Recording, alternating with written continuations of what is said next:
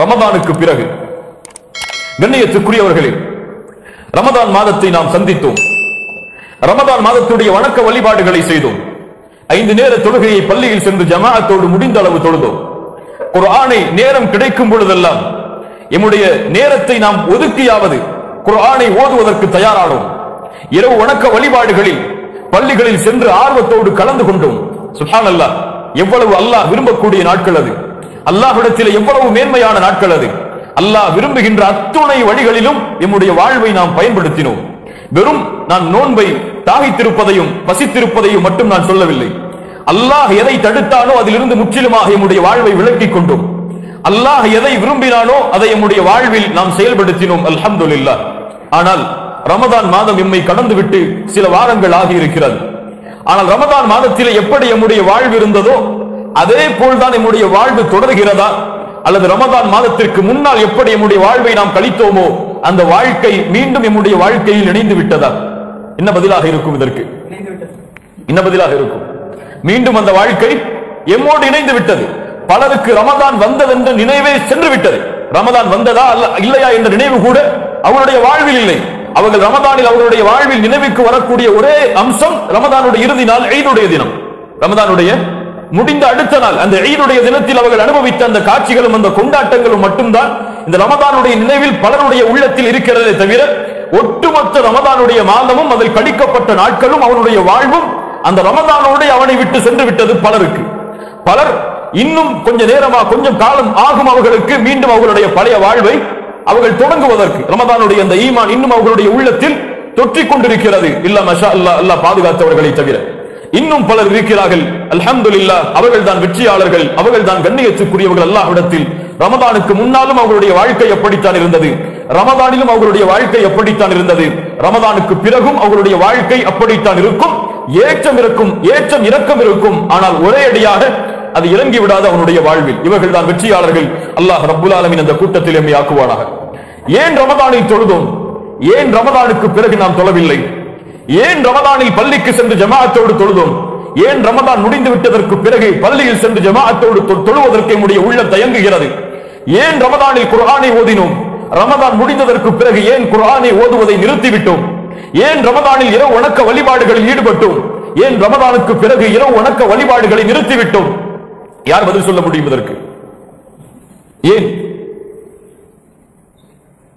ரமதானில் மட்டும் அல்லாஹ் ரப்புல் ஆலமீன் கடமையாக்கிய ஒரு கடமையா தொழுகை? எல்லா நேரங்களிலும் அல்லாஹ் கடமையாக்கியது. ரமதானில் மட்டும் பள்ளியில் சென்று தொழுங்கள் என்று அல்லாஹ்வால் கொடுக்கப்பட்ட கடமையாது?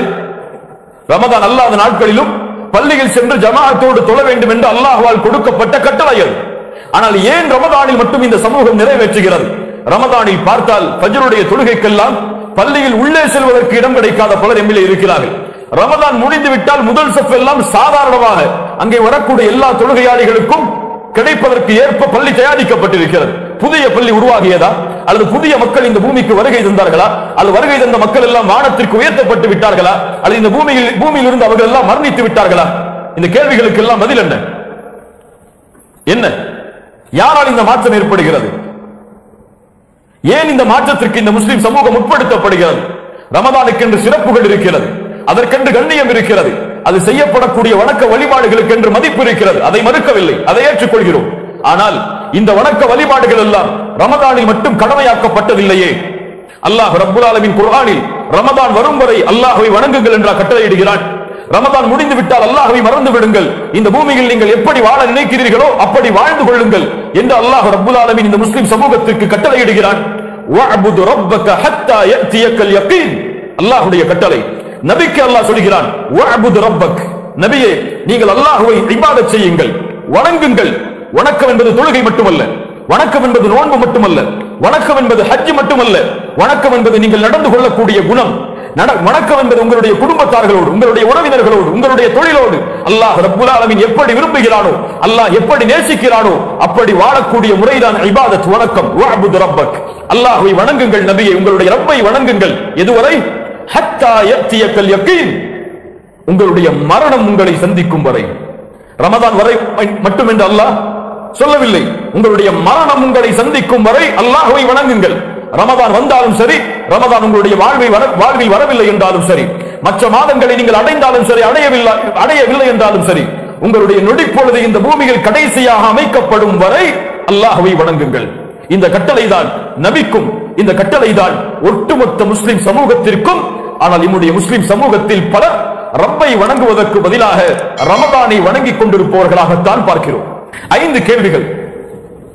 ரமதானில் நம்முடைய வாழ்வில் ஏற்பட்ட மாற்றம் ரமதானுக்கு பிறகு நம்முடைய வாழ்வில் தொடர்கிறதா என்று சம்பந்தப்பட்ட 5 கேள்விகள் தான் இந்த உரையுடைய அம்சங்கள். முதல் கேள்வி, ரமதானில் வணக்க வழிபாடுகளை செய்தோம், இவ்வளவோ இபாதத்துகளை செய்தோம். ரமதான் முடிந்ததற்கு பிறகு இந்த வணக்க வழிபாடுகளின் மீது பயம் நம்முடைய உள்ளத்தில் தொற்றிக் கொண்டதா? என்ன பயம்? வணக்க வழிபாடுகள் செய்தால் சொர்க்கம் செல்லலாம். அது சந்தோஷமான நிகழ்ச்சியா, பயப்படக்கூடிய நிகழ்ச்சியா? மகிழ்ச்சியான நிகழ்வு. ஏன் பயப்பட வேண்டும்? வணக்க வழிபாடுகளில் இவ்வளவு தான தர்மங்களை செய்தோம். இந்த தான தர்மத்தை செய்து முடித்ததற்கு பிறகு நம்முடைய உள்ளத்தில் பயம் வந்ததா? ரமதான் முடிந்ததற்கு பிறகு நம்முடைய உள்ளத்தில் ஏற்பட்ட பயம் என்ன? முதல் கேள்வி. பதில், அல்லாஹ் ரப்புல் ஆலமீன் அவனுடைய புத்தகம் அல் குர்ஆனிலே கூறுகிறான். அல்லாஹ்வுடைய தூதர் ஸல்லல்லாஹு அலைஹி வஸல்லம் இந்த வசனத்தை நபி தோழர்களுக்கு ஓதி காட்டுகிறார்கள். அல்லாஹ் கூறுகிறான், வல்லதீன யுத்தூன மா ஆதௌ வ குலூபுஹும் வஜ்லா. அல்லாஹ் வழங்கியதிலிருந்து அவர்கள் செலவு செய்வார்கள், ஆனால் அவர்களுடைய உள்ளமோ அல்லாஹ்வை அஞ்சிக் கொண்டிருக்கும். ஆயிஷா ரலியல்லாஹு அன்ஹா யார்? அல்லாஹ்வுடைய தூதர் ஸல்லல்லாஹு அலைஹி வஸல்லம் உடைய மனைவி. கேட்டார்கள், அல்லாஹ்வுடைய தூதரே, அல்லாஹ்வுடைய பாதையில் செலவு செய்கிறான், அல்லாஹ்வுடைய பாதையில் செலவு செய்யும் பொழுது ஏன் அவன் பயப்பட வேண்டும்? நியாயமான கேள்வி இல்லையா? நியாயமான கேள்வி. அப்படி என்றால் அஹுவல்லதி யஸ்னி வ யஸ்ரிக் வ யஷ்ரபுல் ஹம்ர், அவன் மது குடிப்பானா? அவன் திருடுவானா? அவன் விபச்சாரம் செய்வானா? அல்லாஹ்வுடைய பாதையில் செலவழிக்கும் பொழுது ஒருவன் பயந்தான், அவன் விபச்சாரனா? அல்லாஹ்வுடைய தூதர், அவன் திருடனா? அவன் குடிகாரனா? அல்லாஹ்வுடைய தூதர் ஸல்லல்லாஹு அலைஹி வஸல்லம் சொன்னார்கள், லா யா பின்த சித்தீக், சித்தீக்கின் மகளே. யாரின் மகள்? அபூபக்கர் சித்தீக்குடைய மகள். சித்தீக்கின் மகளே, அப்படி அல்ல, நீ புரிந்து கொள்வது தவறு. உண்மையான புரிதல் என்னவென்றால், வலக்கின்னஹு الرجل يصوم ويتصدق ويصلي وهو يخاف الا يتقبل منه. அவர் யார் தெரியுமா? தொழுவார், அல்லாஹ்வுடைய பாதையில் செலவு செய்வார், நோன்பை நோற்பார். அவர் பயப்படுவார், இந்த அமல்கள் அல்லாஹ்விடத்திலே அங்கீகரிக்கப்படுமா இல்லையா என்று. இதான் இந்த கேள்விக்குரிய. நாம் வைத்த நோன்புகள் அல்லாஹ்விடத்திலே அங்கீகரிக்கப்பட்டதா? சொல்ல முடியும். நாம் தொழுத தொழுகைகள், நாம் ஓதிய குர்ஆனுடைய திலாவா, நாம் செய்த திக்ர்கள், நாம் செய்த இரவு வணக்க வழிபாடுகள் அல்லாஹ்விடத்திலே அங்கீகரிக்கப்பட்டால் தான் மன் ஸாம ரமதான ஈமானன் வ இஹ்திஸாபன் குஃபிர லஹு மா தகத்தம மின் தம்பி. யார் ரமதான் மாதத்தில் ஈமானோடு நன்மை எதிர்பார்த்தும் நோன்பை நோக்கிறாரோ அவருடைய கூலி என்ன?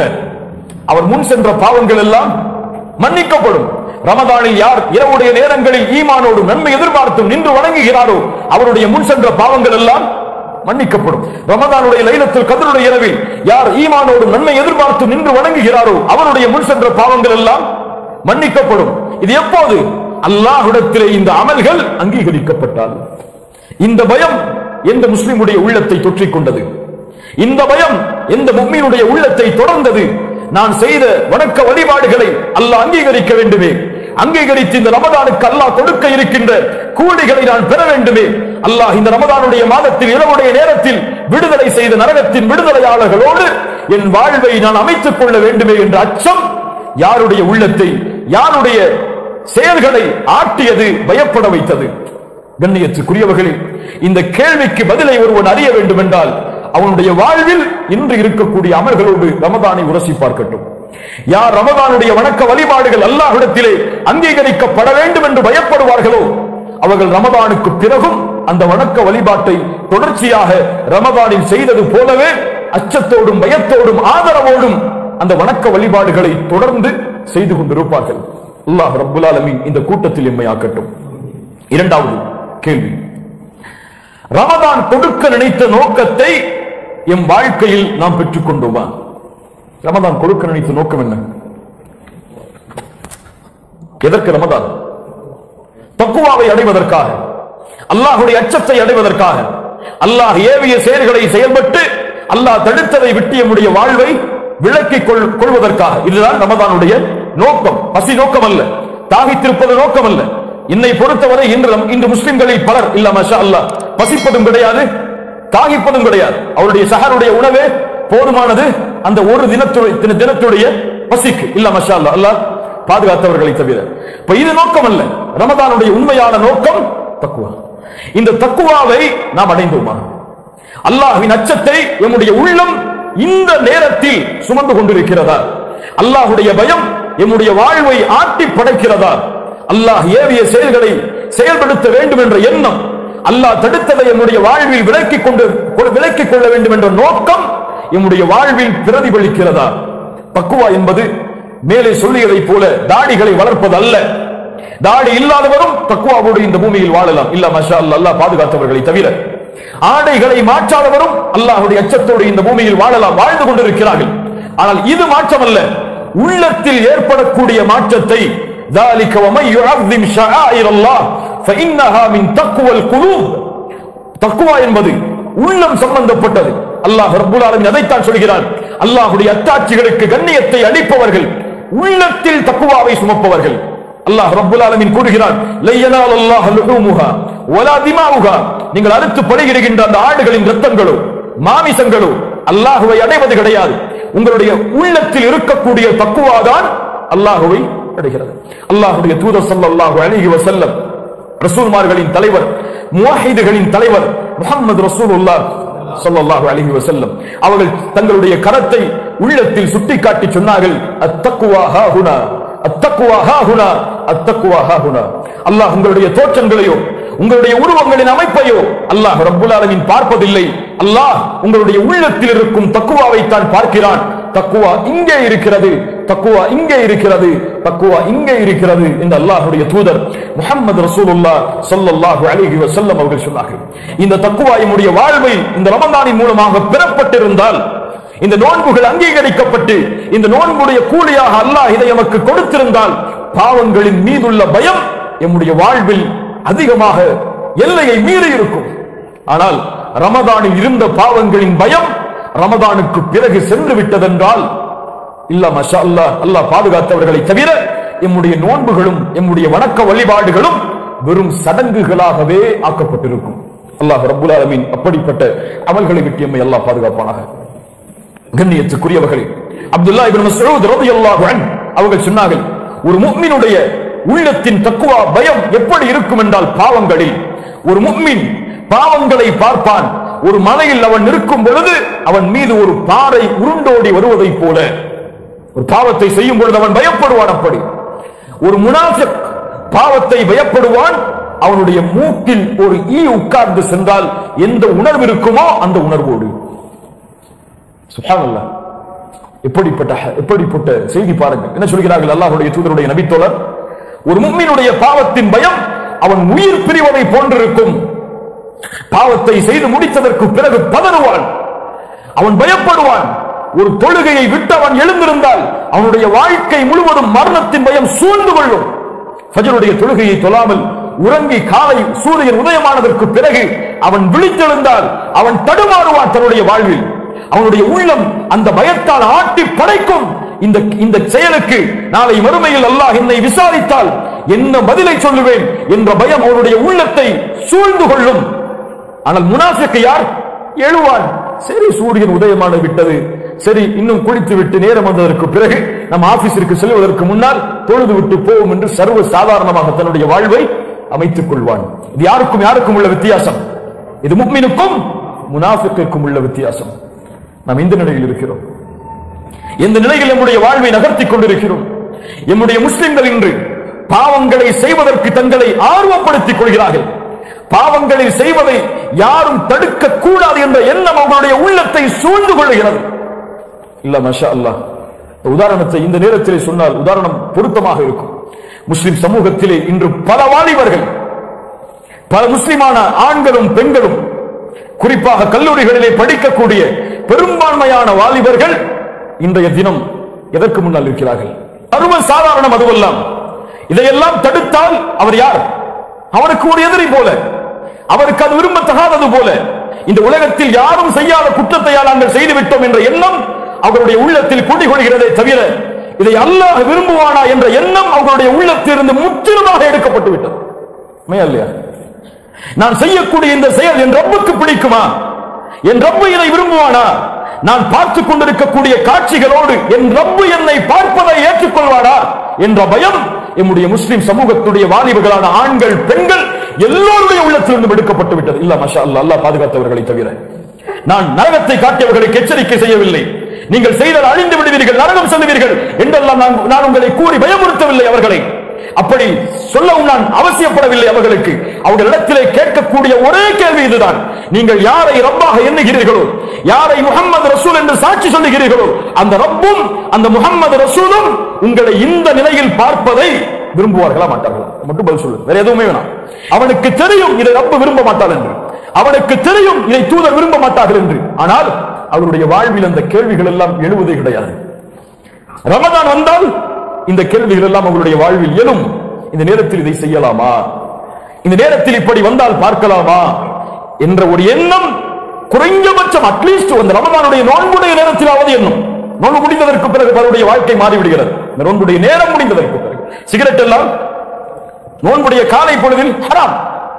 ரமதான் இஃப்தார் முடிந்து விட்டால் சிகரெட் ஹலால். இப்படி ஒரு எண்ணத்தோடு வாழக்கூடிய சமூகம் இல்ல மாஷா அல்லாஹ். இந்த ஒரு கேள்விதான். இந்த நிலையில் முஹம்மது ரசூலுல்லாஹ் ஸல்லல்லாஹு அலைஹி வஸல்லம் இந்த சமூகத்தை பார்த்தால் திருப்தி அடைவார்களா? இந்த வாலிபர்கள் எடுக்கக்கூடிய முயற்சி, ஃபஜ்ருடைய தொழுகைக்கு கூட அவனுடைய வாழ்வில் அவனை எழுவதற்கு ஆர்வம் கொண்டிருக்க மாட்டான். இதற்காக காலையில் அலாரம் வைத்து எல்லோரையும் அழைத்து அவர் முயற்சியை எடுத்து வரிசையில் நின்று கேவலப்பட்டு அவன் செல்லக்கூடிய இது போன்ற செயல்களுக்கு அவன் கொடுக்கக்கூடிய ஆர்வத்தை முஹம்மது ரசூலுல்லாஹ் ஸல்லல்லாஹு அலைஹி வஸல்லம் பார்த்தால், அவனுடைய தோற்றத்தை பார்த்தால், அல்லாஹ்வுடைய தூதர் ஸல்லல்லாஹு அலைஹி வஸல்லம் ஒரு செயலை ஹராமாக்கினார்கள். இந்த நிலையில் சுட்டிக்காட்டினால் பொருத்தமாக இருக்கும். அல்லாஹ்வுடைய தூதர் ஸல்லல்லாஹு அலைஹி வஸல்லம் கஸா என்று சொல்லப்படும் முடிவெட்டுதலை தடை செய்தார்கள். அந்த முடிவெட்டுதல் என்ன? ஒரே பகுதியை மட்டும் முடியை வலித்துவிட்டு ஒரு பகுதியில் மட்டும் முடியை வைத்திருத்தல். அல்லாஹ்வுடைய தூதர் ஸல்லல்லாஹு அலைஹி வஸல்லம் ஒரு நபித்தோழர் இது போன்ற முடியை வைத்திருப்பதை பார்த்தவுடன் சொன்னார்கள், இதை தடை செய்கிறேன், முற்றிலுமாக இந்த முடியை நீ அழித்து விடு என்று. இது நம்முடைய கலாச்சாரம் அல்ல என்று அல்லாஹ்வுடைய தூதர் ஸல்லல்லாஹு அலைஹி வஸல்லம் சொன்னார்கள். இதே நிலையில் ஒருவர் மரணமாகிறார். இது போன்ற முடிகளை வெட்டி ஒருவர் மரணமாகிறார். அல்லாஹ்வுடைய தூதர் சொன்னார்கள், ஒருவன் எப்படி மரணிக்கிறானோ அப்படியே மறுமையில் எழுப்பப்படுவான். ஹவுதுல் கௌசரில் அல்லாஹ்வுடைய தூதர் ஸல்லல்லாஹு அலைஹி வஸல்லம் முஸ்லிம்களுக்கு முஃமின்களுக்கு தண்ணீர் கொடுப்பதற்காக காத்துக் கொண்டிருப்பார்கள். அப்ப முஸ்லிம் சமூகம் அல்லாஹ்வுடைய தூதரை நோக்கி செல்லும். அல்லாஹ்வுடைய தூதர் ஸல்லல்லாஹு அலைஹி வஸல்லம் அவர்களை நோக்கி செல்லக்கூடிய ஒரு வாலிபன் இது போன்ற தலைமுடியோடு அல்லாஹ்வுடைய தூதரை சந்தித்தால், அல்லாஹ்வுடைய தூதர் ஸல்லல்லாஹு அலைஹி வஸல்லம் இந்த வாலிபரை என் சமூகம் என்று சொல்லுவார்களா அல்லது விரண்டு விடு என்று சொல்லுவார்களா? சுப்ஹானல்லாஹ். இது ஒரு உதாரணம். கோடான கோடி உதாரணங்களை அல்லாஹ்வுடைய தூதருடைய வழிமுறைக்கு மாற்றத்திற்கு கூறிக்கொண்டே இருக்கலாம். மூன்றாவது, ரமதானில் செய்த வணக்க வழிபாடுகள் எங்கே சென்றது? ரமதான் மாதத்தில் செய்த வணக்க வழிபாடுகள் எம்மை விட்டு எங்கே சென்றது? ரமதானில் செய்த மிகப்பெரிய வணக்க வழிபாடு, மிக கண்ணியமான வணக்க வழிபாடு எதுங்க சொல்லுங்க? தொழுகை. ரமதானுக்கு முன்னாலும் அதுதான் சிறந்த வணக்க வழிபாடு, ரமதானிலும் அதுதான் சிறந்த வணக்க வழிபாடு, ரமதானுக்கு பிறகும் அதுதான் சிறந்த வணக்க வழிபாடு. அல்லாஹ்வுடைய தூதரிடத்திலே கேட்கப்பட்டது, ஐயுல் அமாலி அஃதல், அமல்களில் சிறந்தது எது? அல்லாஹ்வுடைய தூதர் சொன்னார்கள், ஸலாத்து லிவக்திஹா, தொழுகை அதனுடைய நேரத்தில் தொழுதல். சுப்ஹானல்லாஹ். தொழுகையை லிவக்திஹா, அதனுடைய நேரத்தில் தொழுதல். வபிர்ருல் வாலிதைன், அப்படினா தாய் தந்தையர்களுக்கு பணிவிடை செய்தல். சும்மல் ஜிஹாது ஃபீ சபீலில்லாஹ், அல்லாஹ்வுடைய பாதையில். சுப்ஹானல்லாஹ். எதுக்கு முன்னாடி அல்லாஹ்வுடைய தூதர் சிறந்த அமல் சொன்னாங்க? ஜிஹாதிற்கு முன்னால், பெற்றோர்களுக்கு பணிவிடை செய்வதற்கு முன்னால் சிறந்த அமல் தொழுகை. இந்த ஜிஹாதுடைய தேட்டம் உள்ளத்தில் இருப்பவர்கள் கூட தொழுகையை சரியாக கடைபிடிப்பது கிடையாது. ஜிஹாதை பற்றி பேசுபவர்கள், முஸ்லிம் சமூகத்தின் பிரச்சனைகளை எடுத்து சொல்பவர்களுக்கு கூட வணக்க வழிபாட்டுடைய இந்த அமலில் ஆர்வம் கொள்வது குறைவு. சுப்ஹானல்லாஹ். எவ்வளவு கண்ணியமான அமல் தெரியுமா? அல்லாஹ்வுடைய தூதர் ஸல்லல்லாஹு அலைஹி வஸல்லம் ஒரு முறை கேட்டார்கள், உங்களுடைய வீட்டின் வாசலில் ஆறு ஓடுகிறது, ஒருவர் 5 முறை அந்த ஆற்றில் குளிக்கிறார், அவருடைய உடம்பில் அழுக்குகள் ஒட்டுமா? என்ன சொன்னார்கள் சஹாபாக்கள்? நம்ம என்ன சொல்லுவோம்? எப்படி ஒட்டும்? 5 முறை ஒரு குளித்தால் உடம்பில் அழுக்கு இருக்குமா? அல்லாஹ்வுடைய தூதர் ஸல்லல்லாஹு அலைஹி வஸல்லம் சொன்னார்கள், அதுதான் 5 நேர தொழுகைக்குரிய உதாரணம். அதன் மூலமாக பாவங்கள் அழிக்கப்படுகிறது, பாவங்கள் நீக்கப்படுகிறது.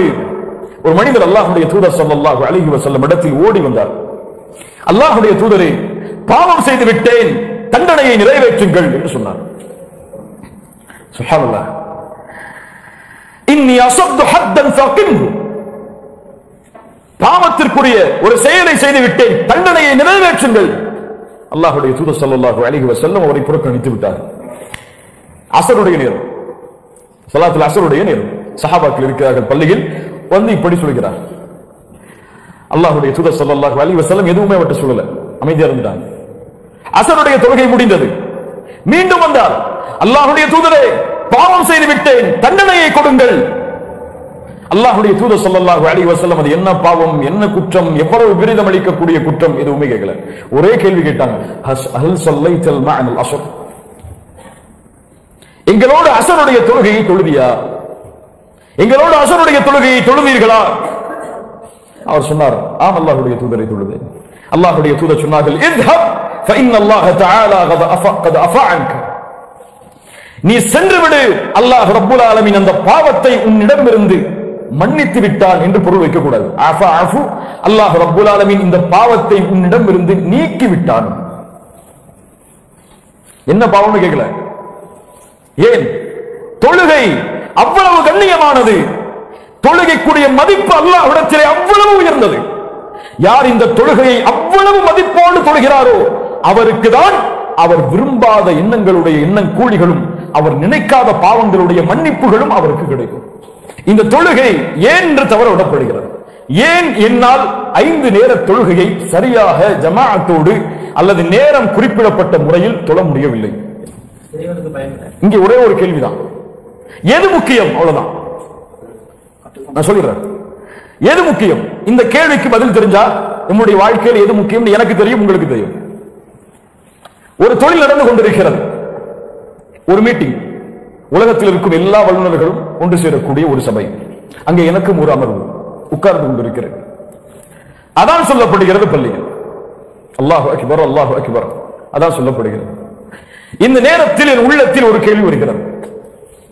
தொழுகைக்கு அதான் சொல்லப்படுகிறது, அல்லாஹ் தான் மிகப்பெரியவன் என்ற அழைப்பு வருகிறது. எனக்கு முன்னால் உலகத்தின் தலைவர்கள் உட்கார்ந்து இருக்கிறார்கள்.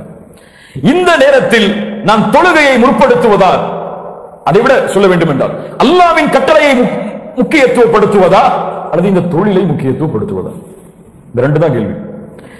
யார் தொழிலை முக்கியத்துவப்படுத்துகிறார்களோ அவர்கள் விரும்பினாலும் விரும்பவில்லை என்றாலும் அவர்கள் அல்லாஹுவை விட, அல்லாஹ்வின் கட்டளையை விட தொழிலுக்கு தான் தங்களுடைய வாழ்வில் முக்கியத்துவத்தை ஏற்படுத்தி வைத்திருக்கிறார்கள். யார் அந்த அமர்வை விட்டு எழுந்து தொழுகைக்குரிய நேரம் முடிவதற்கு முன்னால் தொழுகைக்காக அந்த அமர்வை புறக்கணித்து செல்கிறாரோ அல்லது அனுமதி கேட்டு செல்கிறாரோ, கண்ணியமான முறையில் சென்று தொழுது வருகிறாரோ, இவர் தொழுகைக்கு முக்கியத்துவத்தை கொடுப்பவர். அதாவது அல்லாஹ்வுடைய கட்டளைக்கு முக்கியத்துவத்தை தருபவர்.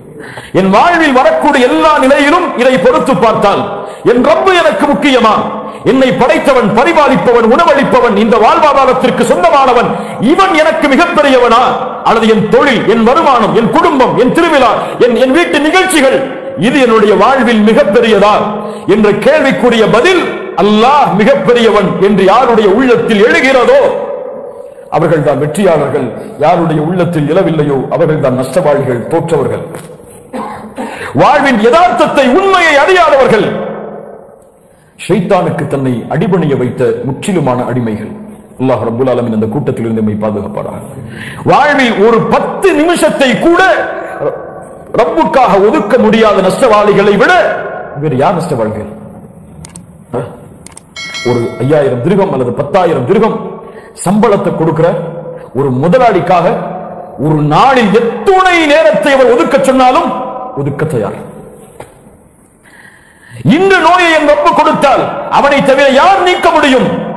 எவ்வளவு கோடிகளை செலவழித்தாலும் அந்த நோயை என் ரப்பை தவிர யாரும் நீக்க முடியாது என்று நம்பிக்கை கொண்டிருக்கக்கூடிய முஸ்லிம் ஏன் ரப்புக்காக அந்த நேரத்தை அவன் இழப்பதற்கு தயாராகவில்லை? இந்த கேள்விகளுக்கெல்லாம் பதில் இல்லை. எவ்வளவு முறை கேட்கப்பட்டாலும், இன்று கேட்கப்பட்டால் நாளை துஹருடைய தொழுகைக்கு இந்த கேள்வி நம்முடைய உள்ளத்திலே வராது. நஃப்சுல் அம்மாரா, நித்திக்கக்கூடிய உள்ள நம்முடைய உள்ளத்தில் இல்லை. ஏன் செய்கிறாய், எதற்கு செய்கிறாய், அல்லாஹ் பார்க்கிறானே, செய்யலாமா செய்யக்கூடாதா என்ற ஒரு எண்ணமே நம்முடைய உள்ளத்தில் ஏற்படுவது கிடையாது. சகோதரர் கூறியது போல, கல்லா பல் துஹிப்பூனல் ஆஜிலத வ ததரூனல் ஆகிரா, நீங்கள் உலகத்தை தான் விரும்புகிறீர்கள். பல் துஸிரூனல் ஹயாத்தத் துன்யா வல் ஆகிரத்து கைரு வ அப்கா. பல் இன்ன ஹாஉலாஇ யுஹிப்பூனல் ஆஜிலா வ யதரூன வராஅஹும் யௌமன் ஸகீலா. குர்ஆனுடைய பல வசனங்கள் சொல்கிறது, அவர்கள் உலகத்தை தான் விரும்புகிறார்கள். என்னதான் பேர் வச்சுக்கட்டும், என்னதான் முகத்தை மாத்திக்கட்டும், என்னதான் ஆடையை மாத்திக்கட்டும், அவங்க தேடுதல் ஃபுல்லா துன்யா, அவ்வளவுதான். அவங்களுக்கு மறுமை எல்லாம் பொருட்டே கிடையாது. வட்டி ஹராம் தெரியும், ஆனால் சம்பாத்தியம் வரும் என்பதற்காக அதில் இருப்பான். அவனுக்கு ஆகிரத்தை பத்தி எல்லாம் கவலை கிடையாது. எவ்வளவுதான் வட்டியை பத்தி சொன்னாலும் அவன் கவலையே பட மாட்டான். இன்னைக்கு வட்டியை பத்தி சொன்னா அடுத்த நிமிஷம் கிரெடிட் கார்டை போய் கிழிச்சிட்டு இருப்பான். அவன் வாழ்க்கையை படித்தான். அவன் மாற வேண்டும் என்ற எண்ணமே அவனுக்கு ஏற்படுவது கிடையாது. எப்படி மாற்றுவான்? சுப்ஹானல்லாஹ். அல்லாஹ் ரப்புல் ஆலமீன் நம்மை பாதுகாப்பானாக. நம்முடைய சமூகத்தின் நிலைமை எப்படி மாறிவிட்டது. அல்லாஹ்வுடைய தூதர் இந்த ஒரு குழப்பம் வரும் என்று சொன்னார்கள். உள்ளம் பாவம் செய்யும் பொழுது கருப்பு புள்ளி இடப்படுகிறது. அது பாவம் நிரம்பும் பொழுது அந்த உள்ளம் கருப்பாகவே மாறிவிடுகிறது. அவனுக்கு எந்த நன்மையும் தெரியாது, எந்த தீமையும் தெரியாது. தூதர் சொன்ன வார்த்தை அது. எந்த நன்மையும் அவனுக்கு புரியாது, எந்த பாவமும் புரியாது. அவன் வாழ்க்கை துன்யா துன்யா துன்யா ஓடுவான். ரமதான் வந்தால் வாழ்வை கொஞ்சம் மாற்றுவான். ரமதான் முடிந்து விட்டால் மீண்டும் அதை தொடர்வான். அல்லாஹ் ரப்புல் ஆலமீன் நம்மை பாதுகாப்பானாக. இது போன்று குர்ஆனுடைய திலாவத், நோன்புகள், கியாமுல் லைல், இந்த வணக்க வழிபாடுகள் எல்லாம் எம்மை விட்டு கொஞ்சம் கொஞ்சமாக நீங்கிக் கொண்டிருக்கிறது. நான்காவது கேள்வி, ரமதான் தக்வாவோடு சேர்ந்து மாற்ற நினைக்கின்ற உண்மையான மாற்றத்தின் மாற்றம் எங்களுடைய வாழ்வில் ஏற்பட்டதா? ஒவ்வொரு வணக்க வழிபாட்டுக்குரிய காரணம் என்ன? தொழுகை எதற்காக தெரியுமா? குணத்தை மாற்றுவதற்காக. நோன்பு எதற்காக தெரியுமா? குணத்தை மாற்றுவதற்காக. ஜக்காத் எதற்காக தெரியுமா? குணத்தை மாற்றுவதற்காக. ஹஜ் எதற்காக தெரியுமா? குணத்தை மாற்றுவதற்காக. இந்த இஸ்லாமிய பிம்பம் வெளிவருவதே கிடையாது. இதனாலதான் இன்னைக்கு முஸ்லிம் சமூகம் உலகத்தில் இறை மறுப்பாளர்களால விமர்சிக்கப்படுது. இதனாலதான் ஒவ்வொரு முஸ்லிமும் இந்த ஒரு பயங்கரவாதியாக, தீவிரவாதியாக காட்டப்படுகிறான், கற்பிக்கப்படுகிறான். இந்த குணத்தை மாற்றுவதற்காகத்தான் இஸ்லாமிய மார்க்கத்தின் எல்லா வணக்க வழிபாடுகளும். தொழுகை, இன்ன ஸலாத் தன்ஹா அனில் ஃபஹ்ஷாஇ வல் முன்கர். இன்ன ஸலாத் தன்ஹா அனில் ஃபஹ்ஷாஇ வல் முன்கர். தொழுகை மானக்கேடான தடுக்கப்பட்ட காரியங்களை விட்டு உங்களை தடுக்கும். தொழுகை உங்களுடைய உள்ளத்தில் எழக்கூடிய மானக்கேடான பாவங்களுக்கு தடை. தொழுகை புறத்தை தடுக்கும், தொழுகை பொறாமையை தடுக்கும், தொழுகை பொறுமையை கொடுக்கும். தொழுகை மானக்கேடான எண்ணங்கள், தவறான எண்ணங்கள் ஒரு முஸ்லிமின் மீதோ அல்லது உள்ளத்திலோ ஏற்படுவதிலிருந்து தடையை விதிக்கும். அதற்குத்தான் தொழுகை. ஜக்காத் எதற்காக? خذ من أموالهم صدقة تطهرهم وتزكيهم بها. உங்களுடைய செல்வத்திலிருந்து ஜக்காத்தை எடுங்கள். அது உங்களுடைய செல்வத்தை சுத்தப்படுத்தும், உங்களுடைய உள்ளத்தை சுத்தப்படுத்தும். குறிப்பாக உள்ளத்தில் இருக்கக்கூடிய கருமித்தனத்தை ஜக்காத் நீக்கும். இதற்குத்தான் ஜக்காத். நோன்பு எதற்காக? அல்லாஹ்வுடைய தூதர் ஸல்லல்லாஹு அலைஹி வஸல்லம் சொன்னார்கள், யார் ரமதான் மாதத்துடைய நோன்புகளில் பொய் கூறுவதை விட்டும், தடுக்கப்பட்ட இது போன்ற காரியங்களை செய்வதை விட்டும் விலகவில்லையோ, அவர் நோன்பிருந்து பசித்திருப்பதாலும் தாகித்திருப்பதாலும் அல்லாஹ்விற்கு எந்த பலனும் இல்லை. ஹஜ் எதற்காக? அல் ஹஜ் அஷ்ஹுரும் மஅலூமாத் ஃபமன் ஃபரத ஃபீஹின் அல் ஹஜ் ஃபலா ரஃபஸ் வலா ஃபுசூக் வலா ஜிதால ஃபில் ஹஜ். ஹஜ் யார் அதை கடமையாக்குகிறாரோ, கடமையாகிறதோ, ஃபலா ரஃபஸ, அவர் ரஃபஸ் இரண்டு அர்த்தங்களை கொண்டது. ஒன்று, கெட்ட வார்த்தைகளை பேச வேண்டாம், அல்லது அருவருக்கத்தக்க மானக்கெடான செயல்களை செய்ய வேண்டாம். ஃபலா ரஃபத் வலா ஃபுசூக், பாவங்களை குற்றங்களை அவர் செய்ய வேண்டாம். வலா ஜிதால ஃபில் ஹஜ், பொய் கூற வேண்டாம். வலா ஜிதால ஃபில் ஹஜ், அவர் ஹஜ்ஜில் வாக்குவாதம் செய்ய வேண்டாம். ஒருவரை போட்டியிட்டு அவர் வாக்குவாதத்தை ஏற்படுத்த வேண்டாம். சுப்ஹானல்லாஹ். இந்த வணக்க வழிபாடுகளுக்குரிய உள்நோக்கம் அல்லாஹ் ஏற்படுத்த நினைப்பது எதைத்தான்? உள்ளங்களில் ஏற்படக்கூடிய மாற்றம், குணங்களில் ஏற்படக்கூடிய மாற்றம். தொழுகையில் சஃபில் கூட நீங்கள் கால்களையும் சேர்த்து வையுங்கள். பிரித்து வைத்தால் அதன் மூலமாக ஒரு சமூகம் பிளவுபடும். ஒரு சின்ன விஷயத்தில் கூட அல்லாஹ்வுடைய தூதர் ஸல்லல்லாஹு அலைஹி வஸல்லம் அந்த ஒன்றைத்தான் ஏற்படுத்த நினைத்தார்கள். எல்லா வணக்க வழிபாடுகள் அதற்காகத்தான் அல்லாஹ்வுடைய தூதர் ஸல்லல்லாஹு அலைஹி வஸல்லம் சொன்னார்கள், புஇஸ்து லிஉத்தம்மிம மகாரிமல் அஹ்லாக், நான் இந்த பூமியில் அனுப்பப்பட்ட காரணமே குணங்களை சீர்படுத்துவதற்காகத்தான். அவன் இன்று தொழுகை இருக்கும், ஹஜ் இருக்கும், ஹாஜியாராக இருப்பார். ரமதான் மாதம் வந்தால் நோன்பு வைப்பார். ரமதான் முடிந்து விட்டால் திங்கட்கிழமை நோன்பு வைப்பார், வியாழக்கிழமை நோன்பு வைப்பார், மாதத்தின் 3 நாட்கள் நோன்பு வைப்பார், கியாமுல் லைலை தொழுவார். ஆனால் அவருடைய வாழ்வில் இருக்கும் குணம், பொய் பேசுவார், புறம் பேசுவார், வியாபாரத்தில் மோசடி செய்வார், வட்டியை கலப்பார், பிறகு கடிதம் சரி செய்வார், ஏற்றத்தாழ்வு பார்ப்பார், பணக்காரன் ஏழை என்ற வித்தியாசம் பார்ப்பார், எல்லாம் இருக்கும். இவர் தொழுது என்ன பலன்? அல்லாஹ்வுடைய தூதர் ஸல்லல்லாஹு அலைஹி வஸல்லம் அவர்களிடத்தில் ஒரு முறை கேட்கப்பட்டது, அல்லாஹ்வுடைய தூதரை இந்த ஹதீஸை கொஞ்சம் கேளுங்க. இன்ன ஃபுலானா, ஒரு பெண் இருக்கிறாள், அந்த பெண் இரவுடைய தொழுகையை தொழுகிறாள். தொழுகிறாங்கன்னு சொல்லல, ஏன் தொழுதாதான் இரவு வணக்கத்தை அவர் செய்வார். இரவு வணக்கத்தை தொழுகிறாள், நோன்பு வைக்கிறாள், ஆனால் அண்டை வீட்டாருக்கு நோவினை செய்கிறாள். நமக்கு பெரிய குற்றமா இது? நம்மளை பொறுத்த வரைக்கும் பெரிய குற்றமா? தொழுகிறாள், இரவு வணக்கம், நோன்பு வைக்கிறாள், எவ்வளவு பெரிய வணக்க வழிபாடுகள். ஆனால் அண்டை வீட்டாருக்கு நோவினை செய்கிறாள். முஸ்லிம் சமூகம் படித்துக் கொள்ளட்டும் இந்த ஹதீஸில் இருந்து எதை அவர்களுடைய வாழ்வில் அவர்கள் மாற்ற வேண்டும் என்பதை. நான் இந்த ஒட்டுமொத்த உரையிலையும் ஒரே ஒரு சுருக்கத்தை மறுபடியும் விதைச்சுட்டே இருக்கேன். அது பலருக்கு புரியும், பலருக்கு புரியாது. இறுதியாக வரும்போது மொத்தமா விளக்குறேன். ஆனால் அவள் அண்டை வீட்டாருக்கு நோவினை செய்கிறாள். அல்லாஹ்வுடைய தூதர் ஸல்லல்லாஹு அலைஹி வஸல்லம் சொன்னார்கள், லா கைர ஃபீஹா ஹிய மின் அஹ்லின் நார், அவளிடத்திலே எந்த நன்மையும் இல்லை, அவள் நரகத்தை சார்ந்தவள். எதுக்கு சொன்னாங்க? இரவு வணக்கத்தை தொழுதாலும், விவாதத்தில் அவர் தன்னை சரிபடுத்தினாலும், மனிதர்களோடு நடந்து கொள்ளக்கூடிய முறையில் அவர் தன்னை சரிபடுத்தவில்லை என்றால் அவளிடத்திலே எந்த நன்மையும் இல்லை, அவள் நரகத்தை சார்ந்தவள்.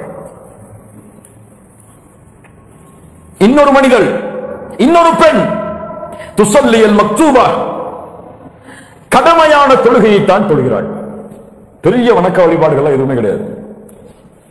ஆனால் ஏதோ சில சதக்காக்களை அவர்கள் முடிந்த அளவு கொடுக்கிறாள், கடமையான ஜக்காத்தை கொடுக்கிறாள். ஆனால் இந்த பெண்ணால் யாரும் இந்த பூமியில் நோவினை அடைவது கிடையாது. இவள் யார்? அல்லாஹ்வுடைய தூதர் சொன்னார்கள், ஹிய மின் அஹ்லில் ஜன்னah, இவள் சொர்க்கத்தை சார்ந்தவள். குர்ஆனுடைய பெரும்பான்மையான இடங்களை எடுத்து பாருங்கள், ஹதீஸுடைய பெரும்பான்மையான இடங்களை எடுத்து பாருங்கள். எங்கேயும் ஒரு 5 நேரம் தொழுதார், அதனால அவருக்கு சொர்க்கத்தை கொடுத்தான் சொல்லி பூமியில சான்று கொடுக்கப்படலை. இவர் ஜக்காத்தை முறையா கொடுத்தார், ஹஜ் கரெக்டா செஞ்சாரு, அதனால இந்த சஹாபிக்கு சொர்க்கம் சொல்லி எந்த ஹதீஸும் இல்லை. அல்லாஹ்வுடைய தூதருடைய காலத்தில் நடந்தது. அதற்கு முன்னால் நடந்த அல்லாஹ்வுடைய தூதர் எடுத்து காட்டியது இதைத்தான். ஒரு பெண், ஒரு உபச்சாரி இருந்தாள். அவள் கிணற்றிற்கு தண்ணீர் கொடுப்பதற்காக வந்தாள். அங்கே ஒரு நாய் தாகத்தோடு இருந்தது. அந்த நாய்க்கு அந்த பெண் தன்னுடைய ஆடையை கீழே தண்ணீரில் முக்கி அதை பிழிந்து அந்த நாய்க்கு தண்ணீர் புகட்டினாள். அல்லாஹ் அதன் காரணமாக அந்த பெண்ணை மன்னித்தான். ஒரு மனிதர் இருந்தார், பூனையை கட்டி போட்டு கொடுமை நடத்தினார். அல்லாஹ் ரப்புல் ஆலமீன் அதன் காரணமாக அவருக்கு சொர்க்கத்தை கொடுத்தான். அதன் காரணமாக அல்லாஹ் ரப்புல் ஆலமீன் அவருக்கு நரகத்தை கொடுத்தான். மஅதல்லாஹ். யோசித்து பாருங்க. ஒரு நபித்தோழர் தாடி அப்படியே தண்ணீர் உது செய்து விட்டு ஓடி வருகிறார். தண்ணீர் சொட்டுகிறது. இதோ வருகிறார் சொர்க்கத்தை சார்ந்தவர், இதோ வருகிறார் சொர்க்கத்தை சார்ந்தவர், இதோ வருகிறார் சொர்க்கத்தை சார்ந்தவர். ஒவ்வொரு முறையும் அல்லாஹ்வுடைய தூதர் சொன்னார்கள். சஹாபாக்களுக்கு ஆச்சரியம், இந்த நபித்தோழர் சொர்க்கவாதி என்று சொல்வதற்குரிய காரணம் என்ன? தேடி போன ஒரு நபித்தோழர் அவரோட இருந்தாங்க. இரவு பார்த்தாங்க, பெரும்பான்மையான வணக்க வழிபாடுகள் எதுவுமே இல்லை. எல்லா சஹாபாக்களும் செய்யக்கூடிய வழக்கமான வணக்க வழிபாடுகள். 3 நாள் முடிந்தது. கேட்டார்கள், தோழரே, அல்லாஹ்வுடைய தூதர் உன்னை சொர்க்கவாதி என்று சொன்னதற்குரிய காரணம் என்ன? அவர் சொன்னார், இந்த பூமியில் யாரை பற்றிய வெறுப்போடும் என்னுடைய பகல் பொழுதும் கிடையாது, இரவு பொழுதும் கிடையாது. யாரை பற்றிய வஞ்சகத்தன்மையும், யாரை பற்றிய தவறான எண்ணங்களும், யாரை பற்றிய அருவருக்கத்தக்க காரியங்களுக்குரிய எண்ணங்களும் என் உள்ளத்தில் கிடையாது. என் உள்ளம் சுத்தமாக இருக்கிறது.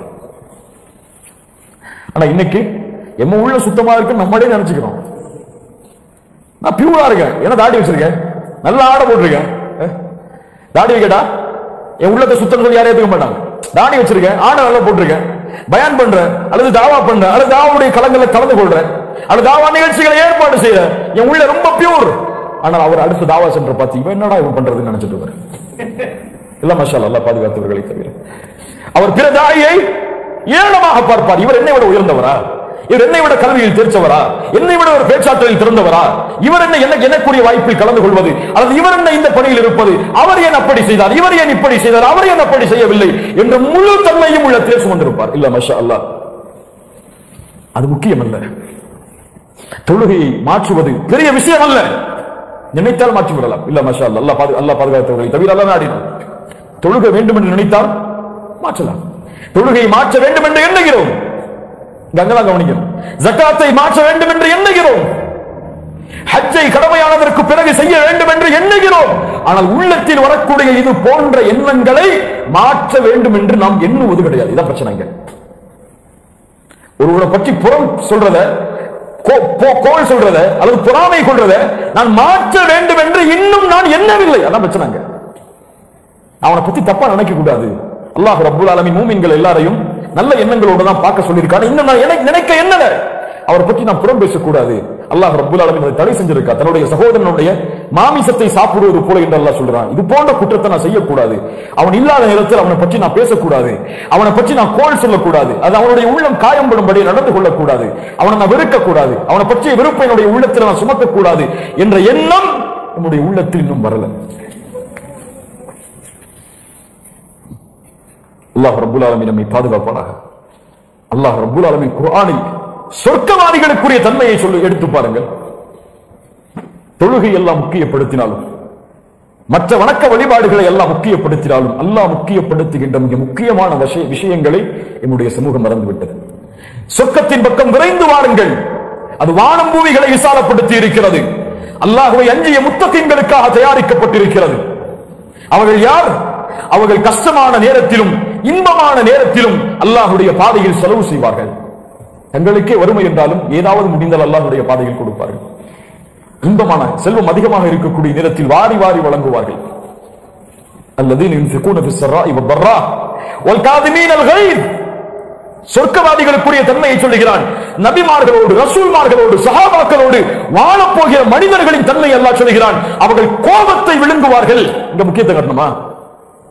சொர்க்கத்துக்கு போறதுக்கு கியாமுல் லைல் தொழுறோம், சொர்க்கத்துக்கு போறதுக்கு 5 நேர தொழுகை ஜமாஅத்தோட தொழுறோம். அல்ஹம்துலில்லாஹ்.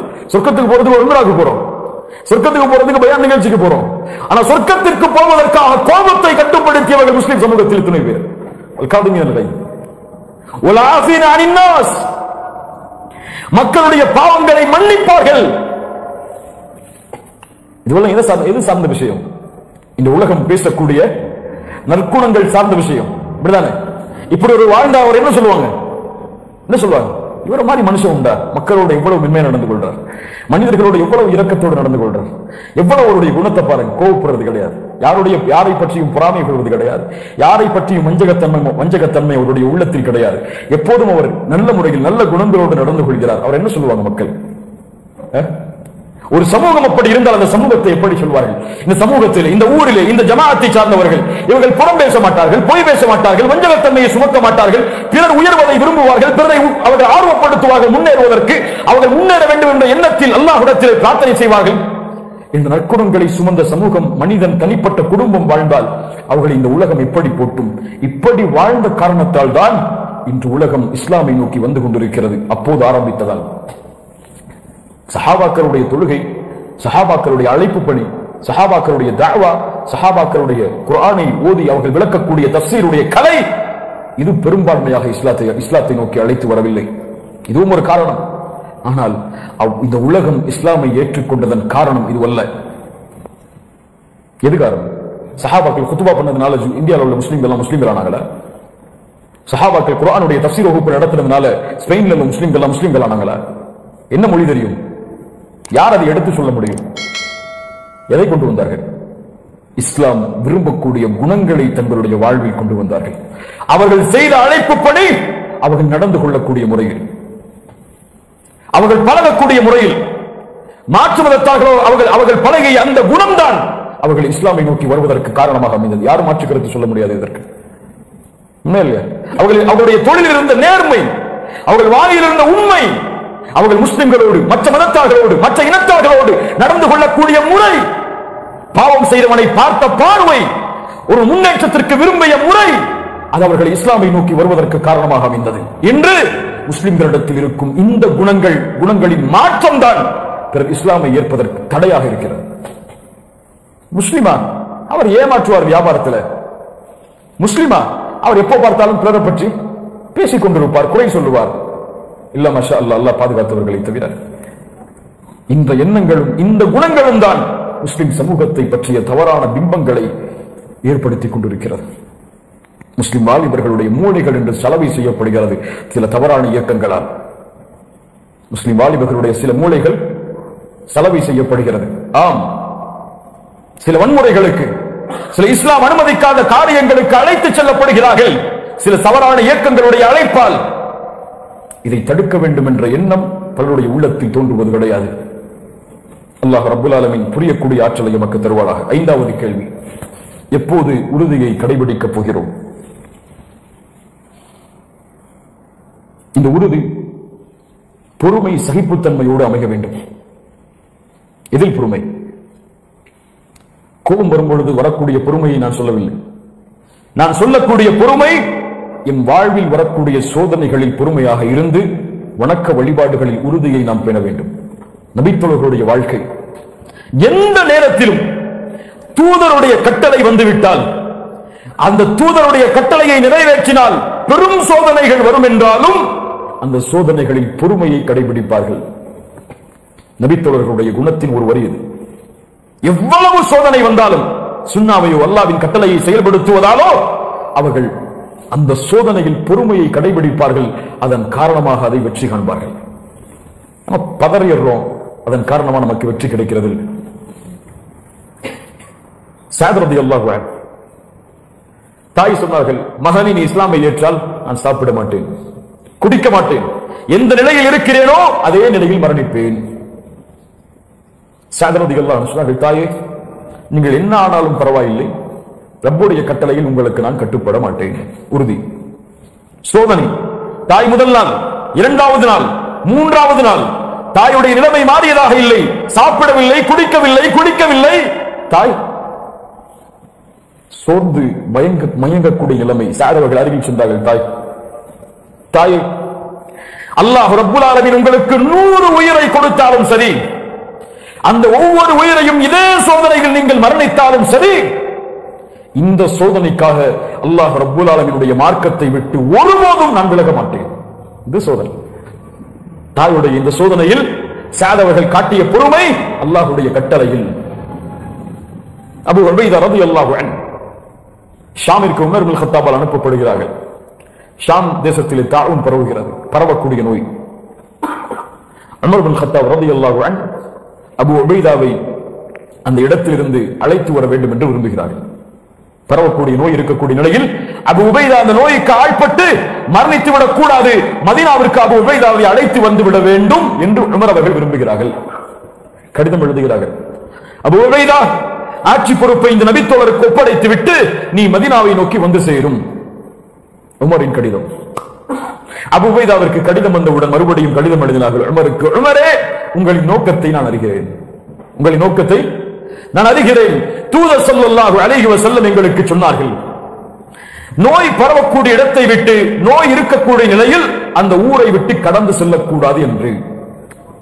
நீங்கள் கலீஃபாவாக இருந்தாலும் தூதரின் நபிமொழி இதற்கு தடை விதிப்பதன் காரணமாக எந்த சஹாபாக்களும் நபித்தோழர்களும் நோயில் மரணிக்கிறார்களோ அவர்களோடு இருந்து அந்த நோயில் அல்லாஹ் நாடினால் மரணிப்பதையே நானும் விரும்புகிறேன். அபூ உபைதாவின் கடிதம்.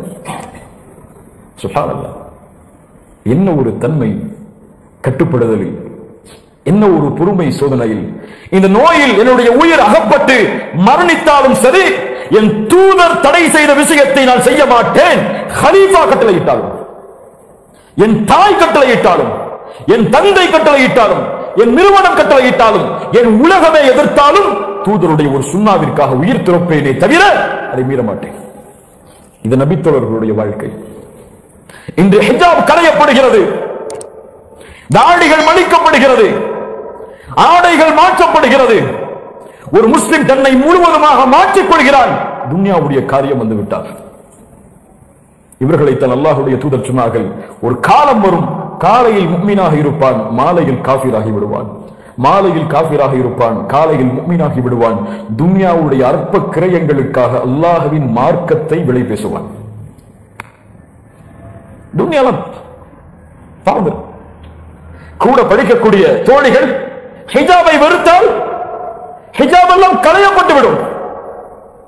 இன்னைக்கு யார் வெறுத்தாலும், யார் விரும்பினாலும் ஹிஜாப் எல்லாம் இன்னைக்கு முஸ்லிம் சமூகம் பெரும்பான்மையா இல்ல மாஷா அல்லாஹ் அணிவது கிடையாது.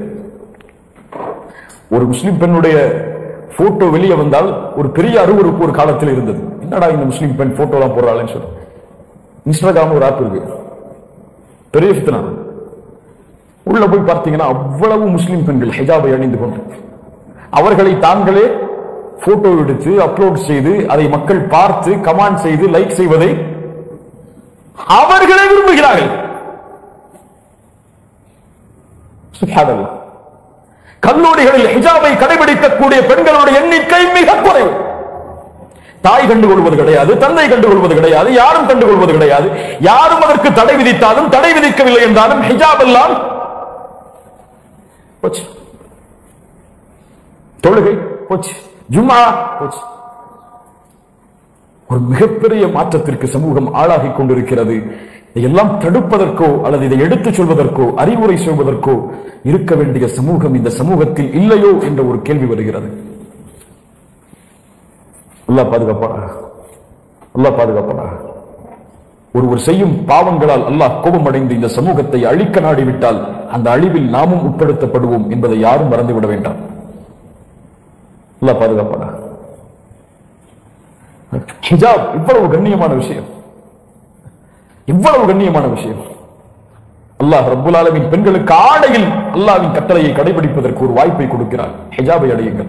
ஆண்களுக்கு ஆடையில கட்டளை கிடையாது, இதுதான் நீங்க அணியணும், இதுதான் அணியக்கூடாதுன்னு சொல்லி யாருக்கும் சொல்ல முடியாது. அவர் விரும்பிய ஆடையை அவர் அணிந்து கொள்ளலாம். அவருக்கு எது பிடிக்குதோ அவர் போட்டுக்கொள்ளட்டும்.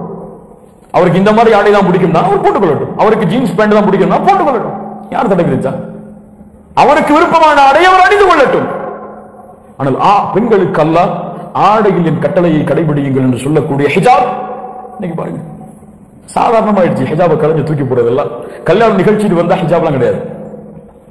கல்யாண நிகழ்ச்சியில ஹிஜாப் கிடையாது. முஸ்லிம் பெண்கள்கிட்ட ஒன்று கூட நிகழ்ச்சியில ஹிஜாப் கிடையாது. நாலு ஆண்கள் ஒன்று சேர்ந்துட்டாங்க குடும்பத்தில் சொன்னா மஹரம் எல்லாம் அங்க கடைபிடிக்கப்படுவது கிடையாது. எல்லா பித்னாக்களும் வீடுகளிலும் குடும்பங்களிலும் தெருக்களிலும் ஊர்களிலும் பரவி வருகிறது, தடுப்பதற்கு ஆள் இல்லாமல். ஆனால் அழகிய முறையில் சொல்லப்பட வேண்டும், கண்ணியமான முறையில் சொல்லப்பட வேண்டும், மன விருப்பத்தோடு அவர்களும் மாற வேண்டும் என்ற எண்ணத்தில் சொல்லப்பட வேண்டும். தூதருடைய ஒழுக்க முறை அழைப்பு பணியில் அதைத்தான் நமக்கு சொல்லுகிறது. உடனே ஒரு பொண்ணு ஹிஜாப் போடலன்னா நரகத்துக்கு போயிருவ, நீ போய் அவ்வளவுதான் உனக்கு அல்லாஹ்வுடைய சாபம் உண்டாகும் சொல்லி அழைப்பு பணி செய்யக்கூடாது. அது முறையல்ல. கண்ணியமான முறையில் ஒழுக்கத்தோடு பாசத்தோடு நேர்மையோடு அந்த பெண்ணுக்கு எந்த முறையில் சொன்னால் அந்த பெண் விரும்புவாளோ அந்த முறையில் சென்று அழைப்பு பணி செய்து அந்த பெண்ணை அதிலிருந்து காப்பாற்ற குடும்பத்தார்கள் முயற்சி செய்ய வேண்டும். அல்லாஹ் ரப்புல் ஆலமீன் நேர்மையை தருவானாக. இந்த பொறுமையை கடைபிடியுங்கள். சோதனையில் காலம் எங்கு சென்றாலும் முஸ்லிம்கள் சோதிக்கப்படுவார்கள்.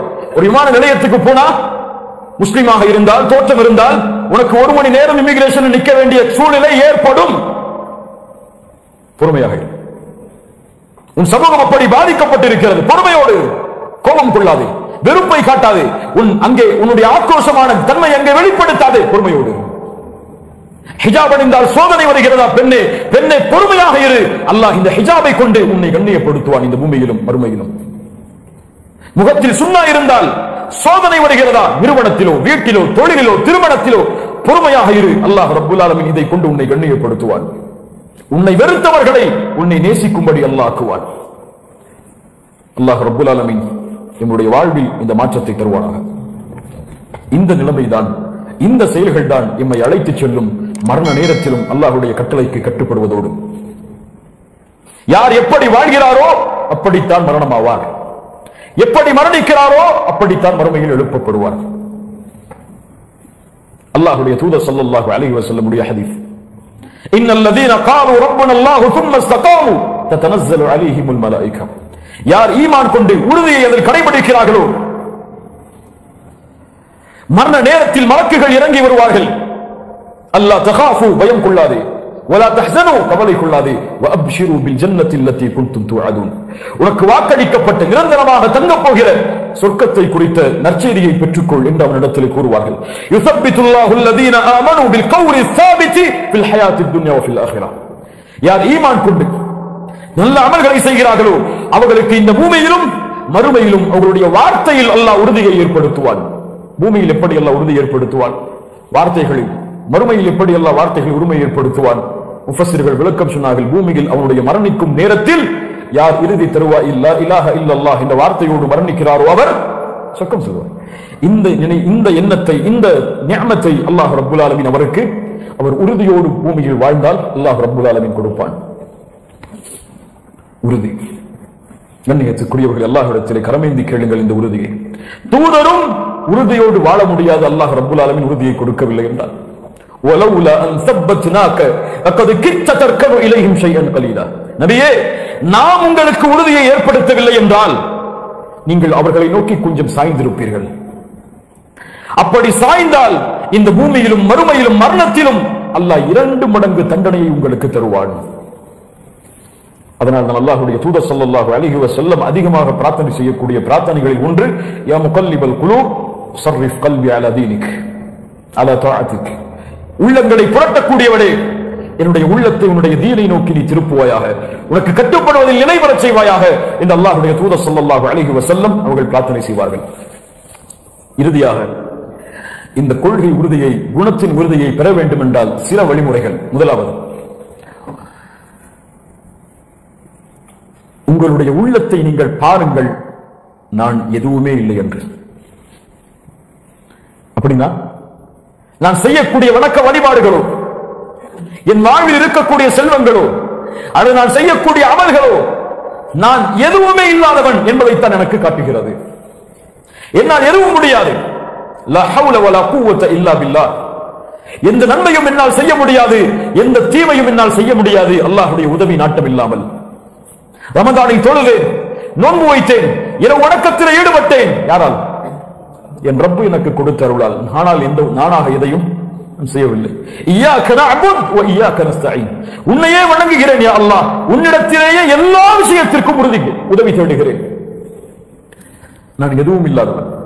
என் ஈமான் எல்லாம் பொருட்டே கிடையாது. நான் இன்றும் நயவஞ்சகனாகத்தான் இருப்பேனோ என்ற அச்சம் என்னுடைய உள்ளத்தில் தொடர்ந்து கொண்டிருக்கிறது. நான் மரணமானால் என் நிலைமை என்ன ஆகும் என்ற பயம்தான் என்னிடத்தில் இருக்கிறதை தவிர சொர்க்கம் செல்லுவேன் என்ற உறுதி என்னிடத்திலே இல்லை. ஆதரவு இருக்கிறது, ஆனால் உறுதி எனக்கு ஒருபோதும் ஏற்படாது என் மரணம் வரை என்ற எண்ணம் உள்ளத்திலே இருந்து என் நஃப்ஸை நான் ஒன்றுமில்லாமல் பார்த்து என் காலுக்கு கீழ் போட்டு மிதித்தால் கொள்கையில் உறுதி வரும், வணக்க வழிபாடுகளில் உறுதி வரும் என்று நான் என்னை மேன்மைப்படுத்தி ஒரு தரத்திற்கு வந்துவிட்டேன். இந்த சமூகத்தில் என் ஈமான் ஒரு அந்தஸ்தை அடைந்து விட்டது என்று எண்ணுகிறேனோ அப்போது நான் எல்லாவற்றையும் கைவிட்டு என் வாழ்வை நான் பழைய முறையில் வாழத் தொடங்குவேன். உஸ்மான் இப்னு மத்ஊன் ரலியல்லாஹு அன்ஹு மதீனாவுக்கு ஹிஜ்ரத் செய்து வந்த முஹாஜிர். உம்முல் அலா அன்சாரி பெண். உம்முல் அலாவுடைய வீட்டில் உஸ்மான் இப்னு மத்ஊன் மரணமாகிறார்கள். அல்லாஹ்வுடைய தூதர் ஸல்லல்லாஹு அலைஹி வஸல்லம் அவருடைய ஜனாஸாவை பார்ப்பதற்காக வருகிறார்கள். உம்முல் அலா சொன்னார்கள், அல்லாஹ் உன்னை கண்ணியப்படுத்தி விட்டான் உஸ்மானே. தூதர் வருகிறார்கள், உன்னை கண்ணியப்படுத்தி விட்டான். அல்லாஹ்வுடைய தூதர் கேட்டார்கள், உம்முல் அலா, இந்த நபித்தோழரை அல்லாஹ் கண்ணியப்படுத்தினான் என்று உனக்கு எப்படி தெரியும்? அவர் சொன்னார், தெரியாமல் சொல்லிவிட்டேன் அல்லாஹ்வுடைய தூதரே. அல்லாஹ்வுடைய தூதர் சொன்னார்கள், உம்முல் அலா, உனக்கு தெரியுமா, நான் அல்லாஹ்வுடைய ரசூல், எனக்கும் உங்களுக்கும் என்ன நடக்கும் என்று எனக்கு தெரியாது. நீங்கள் எப்படி சொல்லலாம் அவரை அல்லாஹ் கண்ணியப்படுத்தினான் என்று? ஆதரவு வைக்கிறேன் என்று சொல்லுங்கள் என்று சொன்னார்கள். சுப்ஹானல்லாஹ். சஹாபாக்கள், பெரும்பாலான சஹாபாக்கள், உமரும் கூட ரலியல்லாஹு அன்ஹு, அல்லாஹ்வுடைய தூதருடைய மரணத்திற்கு பிறகு கூட நயவஞ்சகர்களின் பட்டியல் கையில் இருக்கக்கூடிய நபித்தோழரிடத்திலே சென்று நான் நயவஞ்சகனாக இருப்பேனோ என்று கேட்டார்கள். இரண்டாவது, வணக்க வழிபாட்டிலும் இன்னும் சில செயல்களிலும் நடுநிலையை, நேர்மையை கடைபிடியுங்கள். எல்லையை கடக்கவும் வேண்டாம், எல்லையை விட்டு விலகிவிடவும் வேண்டாம். எப்போதும் நடுத்தரமான மனிதனாக ஒரு முஸ்லிம் வாழ வேண்டும். எப்போது பார்த்தாலும் பள்ளிவாசல், எப்போது பார்த்தாலும் தொழுகை, வணக்க வழிபாடு என்று வாழ்க்கையை முடக்கிவிடவும் வேண்டாம். எப்போது பார்த்தாலும் தொழில், வருமானம், செல்வம் என்று குடும்பத்தார்களோடு ஓடிவிடவும் வேண்டாம், ஒதுங்கிவிடவும் வேண்டாம். இரண்டிலும் நடுநிலையை கடைபிடிக்க வேண்டும். ஒரு தொழுகையை சரியாக தொழக்கூடிய ஒரு முஸ்லிம், ஒரு முஃமின் தன்னுடைய வாழ்வில் செல்வந்தவனாகுவதற்கு தொழிலில் அவன் முயற்சி செய்தால் முயற்சி செய்யட்டும், கோடிகளை அவன் சம்பாதிக்கட்டும், தவறில்லை, ஹலாலான முறையில். ஆனால் தொழுகை இல்லாமல் உங்களுடைய வியாபாரத்தில் நீங்கள் முன்னேற வேண்டும் என்ற எண்ணத்தை கூட உங்களுடைய வாழ்வில் நீங்கள் கொண்டிருக்காதீர்கள். இரண்டும் உங்களுக்கு நஷ்டத்தை தவிர எதுவும் தராது. ஹன்தலா ரலியல்லாஹு அன்ஹு அபூபக்கரை சந்தித்தார்கள். சந்தித்து சொன்னார்கள், நாஃபக ஹன்தலா, ஹன்தலா முனாஃபிகாகி விட்டார் அபூபக்கரே. சுப்ஹானல்லாஹ். ஹன்தலா யார்? குத்தாபுல் வஹி, தூதருடைய வஹியை பதிவு செய்யக்கூடிய, குர்ஆனை எழுதக்கூடிய நபி தோழர்களில் ஒருவர். அபூபக்கர் சொன்னார்கள், ஏன் ஹன்தலா, ஏன் அப்படி சொல்கிறாய்? அல்லாஹ்வுடைய ஹன்தலா ரலியல்லாஹு அன்ஹு சொன்னார்கள், அபூபக்கரே, உனக்கு தெரியுமா, தூதருடைய ஹதீஸை கேட்கிறோம், தூதரோடு இருக்கிறோம், அப்போது அல்லாஹ்வை அதிகமாக நினைவு கூறுகிறோம். தூதரை விட்டு பிரிந்து வீடுகளுக்கு வந்து குடும்பத்தார்களோடு, குழந்தைகளோடு வாழ்ந்து விட்டால், வந்துவிட்டால் எமக்கு அல்லாஹ்வுடைய தூதருடைய நினைவு, மார்க்கத்தின் நினைவு குறைந்து விடுகிறது. நான் நயவஞ்சகனாக இருப்பேனோ என்று அச்சம் வருகிறது. அபூபக்கர் சொன்னார்கள் ரலியல்லாஹு அன்ஹு, ஹன்தலா, நானும் அப்படித்தான் நினைக்கிறேன், நானும் முனாஃபிக்காக இருப்பேனோ. அபூபக்கரும் ஹன்தலா அவர்களும் அல்லாஹ்வுடைய தூதரை சந்திக்கிறார்கள். அபூபக்கர் இடத்து அல்லாஹ்வுடைய தூதர் ஸல்லல்லாஹு அலைஹி வஸல்லம் இடத்திலே ஹன்தலா அவர்களும் அபூபக்கரும் சொன்னார்கள், இந்த செய்தியை நாங்கள் முனாஃபிக்காக விட்டோம் என்று பயப்படுகிறோம். அல்லாஹ்வுடைய தூதர் என்ன சொன்னார்கள் தெரியுமா? சுப்ஹானல்லாஹ். ஒரு நபி ஒரு சமூகத்தை, ஒரு நபித்தோழர்களை வழிகாட்டக்கூடிய முறையை பாருங்கள். நேர்மையை, நீதியை வணக்க வழிபாடுகளிலும் அவருடைய ஈமானிலும் கடைபிடிக்க கூறக்கூடிய முறையை பாருங்கள். ஹன்தலாவும் அபூபக்கரும் கவனித்துக் கொள்ளுங்கள். நீங்கள் என்னிடத்தில் இருக்கக்கூடிய ஈமானை போன்று உங்களுடைய தெருக்களிலும் உங்களுடைய படுக்கைகளிலும் நீங்கள் இருக்க வேண்டும் என்று ஆசைப்பட்டால் மலக்குகள் வீதிகளுக்கு இறங்கி வந்து உங்களுடைய கரங்களை குலுக்கி இருப்பார்கள். நீங்கள் மனிதர்கள், சாஅத்தன் சாஅ, ஒரு காலம் இப்படித்தான் இருக்கும், இன்னொரு காலம் அப்படித்தான் இருக்கும், இன்னொரு காலம் அப்படித்தான் இருக்கும், இன்னொரு காலம் அப்படித்தான் இருக்கும். ஈமான் ஏறும் இறங்கும், அவ்வளவுதான். ரமதானில் உங்களுடைய ஈமான் அதிகமாகத்தான் இருக்கும், ரமதானில் குறையும். ஆனால் மீண்டும் குறைய விடாதீர்கள், அதிகப்படுத்த முயற்சி செய்யுங்கள். மீண்டும் குறையும், மீண்டும் அதிகப்படுத்துங்கள், மீண்டும் குறையும், மீண்டும் அதிகப்படுத்துங்கள். பாவங்களையும் குற்றங்களையும் செய்ய மாட்டீர்களா? செய்வீர்கள். ஆனால் தௌபா செய்து மீண்டும் வருங்கள் என்று ஈமானும் நன்மைகளும் ஏறும் இறங்கும் என்று அல்லாஹ்வுடைய தூதர் ஸல்லல்லாஹு அலைஹி வஸல்லம் கூறினார்கள். மூன்றாவது, வணக்க வழிபாடுகளுடைய முறைகளுக்கு இருக்கக்கூடிய முக்கியத்துவத்தை, நாம் வணக்க வழிபாடு என்று அறியாத பல விஷயங்களில் கவனத்தை செலுத்த தயாராகுங்கள். அல்லாஹ் ரப்புல் ஆலமீன் உறுதியை நம்முடைய வாழ்வில் ஏற்படுத்துவான், நம்முடைய பாதங்களை எல்லாம் பலப்படுத்துவான். எதில் ஒரு முஸ்லிம் தன்னுடைய வாழ்வில் இந்த உலகத்தார்களுக்கு எடுத்துக்காட்டக்கூடிய மனிதனாக வாழ வேண்டும். உலகத்தார்கள் வெறுக்கக்கூடிய ஒரு மனிதனாக ஒரு முஸ்லிம் வாழ்ந்துவிடக் கூடாது.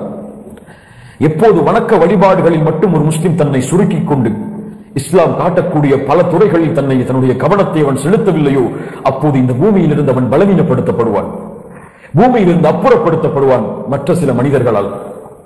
அபூபக்கர் ரலியல்லாஹு அன்ஹுடைய ஹதீஸை ஆதாரம் காட்டி இதை கொஞ்சம் பார்ப்போம். அல்லாஹ்வுடைய தூதர் ஸல்லல்லாஹு அலைஹி வஸல்லம் ஒரு முறை கேட்டார்கள், மன் அஸ்பஹ மின்கும் அல்-யௌம ஸாயிமா, இன்றைய தினம் யார் நோன்பாளியாக இருந்தது? அபூபக்கர் சொன்னார்கள், அன யா ரசூலல்லாஹ். மறுபடியும் கேட்டார்கள், இன்றைய தினம் யார் ஒரு ஜனாசாவை பின்தொடர்ந்தது? அபூபக்கர் சொன்னார்கள், அன யா ரசூலல்லாஹ். யார் இன்றைய தினம் ஒரு நோயாளிக்கு நலம் விசாரித்தது? அல்லாஹ்வுடைய தூதர் சொன்னார், அபூபக்கர் சொன்னார்கள், அன யா ரசூலல்லாஹ். அல்லாஹ்வுடைய தூதர் கேட்டார்கள், இன்றைய தினம் யார் ஒரு ஏழைக்கு உணவளித்தது? அபூபக்கர் சொன்னார்கள், அன யா ரசூலல்லாஹ். இந்த ஒரு விஷயத்துல தான் நம்ம நினைக்கக்கூடிய வணக்க வழிபாடு வருது. மீதி மூணு விஷயமும் நம்ம அந்த வணக்க வழிபாடு நினைக்கவே இல்லை. அப்படியா இல்லையா? என்ன ஒரு விஷயம்? நோன்பு. அபூபக்கர் ரலியல்லாஹு அன்ஹு ஒரே தினத்தில் நோன்பு வைத்தார்கள், ஒரே தினத்தில் ஜனாசாவை பின்தொடர்ந்தார்கள், ஒரே தினத்தில் ஒரு ஏழைக்கு உணவளித்தார்கள், ஒரே தினத்தில் ஒரு நோயாளியை நலம் விசாரித்தார்கள். அல்லாஹ்வுடைய தூதர் சொன்னார்கள், சொர்க்கவாதிக்குரிய எல்லா தன்மையும் ஒன்று சேர்ந்து இருக்கிறது உம்மிடத்தில். சுப்ஹானல்லாஹ். அபூபக்கர் ரலியல்லாஹு அன்ஹு. இந்த தன்மைதான் தூதர் ஒரு சமூகத்தை உருவாக்கிய தன்மை. ஒரு முஸ்லிம் எல்லா துறைகளிலும் கொடிகட்டி பறக்க வேண்டும். கல்வியிலா முதல் தரத்திற்கு அவர் முயற்சி செய்ய வேண்டும். தொழிலிலா முதல் தரத்திற்கு அவர் முயற்சி செய்ய வேண்டும். குணத்திலா முதல் தரத்திற்கு முயற்சி செய்ய வேண்டும். உலகத்தில் மனிதநேய செயல்பாடுகளா முதல் தரத்திற்கு அவன் முயற்சி செய்ய வேண்டும். எல்லா துறைகளிலும் அவன் முயற்சி செய்ய வேண்டும். தூதர் காட்டிய வழிமுறைகளுடைய எல்லா அம்சங்களையும் வாழ்க்கையில் செயல்படுத்த அவன் தயாராக வேண்டும். ஒரு முஸ்லிம் சோம்பேறியாக இருக்க மாட்டான். ஒரு முஸ்லிம் சோம்பலை தன்னுடைய உடலிலும் அழகிலும் வெளிப்படுத்த மாட்டான். இல்லையா? அல்லாஹ்வுடைய தூதருக்கு முன்னால் பரட்டை தலையோடு வந்தால் தூதர் விரும்புவார்களா? என்ன சொல்வார்கள்? என்னை சீவி தலையை சீவி விட்டு வா என்று கட்டளையிடுவார்கள். சுப்ஹானல்லாஹ். தூதர் ஸல்லல்லாஹு அலைஹி வஸல்லம் குதிரை ஏறி விளையாடுவதை அனுமதித்தார்கள். குதிரை ஓட்டுவதற்கு பழக்கப்படுத்துமாறு கட்டளையிட்டார்கள். நீச்சலுக்கு அல்லாஹ்வுடைய மார்க்கத்தில் அனுமதி இருக்கிறது. உடலை திரகாத்திரமாக வைப்பதற்கு அல்லாஹ்வுடைய மார்க்கத்தில் அனுமதி இருக்கிறது. இன்று ஆரோக்கியம் அந்த பகுதியெல்லாம் மார்க்கத்தில் கடைபிடிக்கப்படுவது கிடையாது. விளையாட்டுகள் இந்த பகுதியெல்லாம் மார்க்கத்தில் சுன்னாவின் அடிப்படையில் கடைபிடிக்கப்படுவது கிடையாது. மனிதநேய செயல்பாடுகள் கடைபிடிக்கப்படுவது கிடையாது. முஸ்லிம் சமூகத்துடைய மனிதநேய செயல்பாடுகள் என்றால் கடைபிடிப்போம். பிற சமூகத்துடைய மனிதநேய செயல்பாடுகள் என்றால் இன்னும் முஸ்லிம் சமூகம் அதில் அதிகமான கவனத்தை செலுத்துவது கிடையாது. இல்ல மாஷா அல்லாஹ், அல்லாஹ் பாதுகாத்தவர்களை தவிர. இது போன்று கடமை என்று நாம் எண்ணக்கூடிய விஷயங்களை கவனம் செலுத்தி கடமை என்று நாம் எண்ணாத விஷயங்களுக்கு மார்க்கம் அனுமதித்த முறையில் நம்மை வளர்த்துக் கொள்வது, இதுதான் முஸ்லிம் சமூகம் மேம்படுகிறது என்ற அர்த்தமாகும். எதுவும் தவறு கிடையாது. தீனில் ஹலாலான வழியில் அதை செயல்படுத்தும் போது அல்லாஹ் ரப்புல் ஆலமீன் புரியக்கூடிய ஆற்றலை, அறியக்கூடிய ஆற்றலை எமக்கு தருவானாக. இந்த செயல்பாடுகள் தான் எம்முடைய வாழ்விலும் எம்முடைய மரணத்திலும் இம்மையிலும் மறுமையிலும் ஒரு முஸ்லிம் சமூகத்தை பிரதிபலிக்க வைக்கும் முஸ்லிம் சமூகமாக. அல்லாஹ்வுடைய தூதர் ஸல்லல்லாஹு அலைஹி வஸல்லம் இது போன்ற சமூகத்தை தான் உருவாக்கினார்கள்.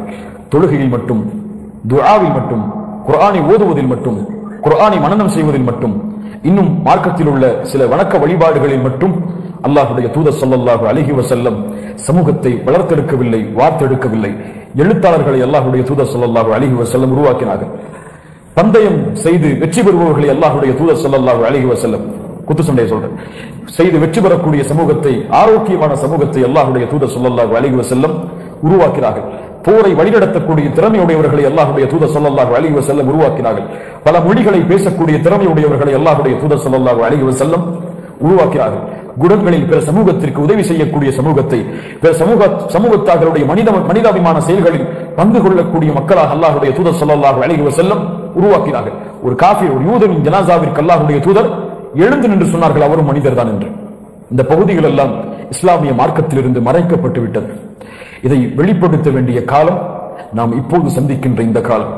இந்த பகுதிகளை நம்முடைய வாழ்வில் செயல்படுத்தி இந்த உலகத்திற்கு இதுதான் இஸ்லாம் என்ற பிம்பத்தை நாம் காட்டவில்லை என்றால் இந்த இஸ்லாமிய மார்க்கத்தின் மீது போடப்பட்ட பழி சொல்லை எந்த உரைகளும், எந்த எழுத்துகளும், எந்த போராட்டங்களும் அழிக்க முடியாது, நீக்க முடியாது. அல்லாஹ் ரப்புல் ஆலமீன் இந்த விஷயத்தில் புரிதலை தருவானாக. அல்லாஹ் ரப்புல் ஆலமீன் கேட்ட விஷயங்களை நம்முடைய வாழ்வில் செயல்படுத்துவதற்கு வாய்ப்பை தருவானாக.